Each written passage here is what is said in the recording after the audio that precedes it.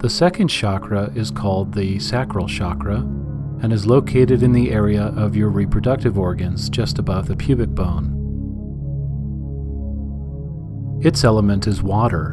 For that reason, this chakra communicates with physical operations with respect to liquid, such as body flow, urinary exclusion, sexuality, and reproduction. Characteristically, this chakra is the gathering place of sexuality, feelings, sensation, recreation, change, and nurturance. Like water, it is ruled by the moon, which manipulates the tides in our sentiments. The Sanskrit term for this second chakra is Swadhisthana, which means sweetness. The color of this chakra is orange. Harmonious functioning is represented by being open to yourself and to others, particularly of the opposite sex. So now take a deep breath in from the very top of your head and see this brilliant white light traveling all the way down into your second chakra. See the white light combining with the brilliant orange chakra and energizing it.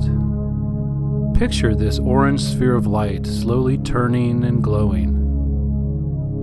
As you take each breath in and mentally send this energy to your sacral chakra, it begins to grow, to turn, and become a vibrant orange color.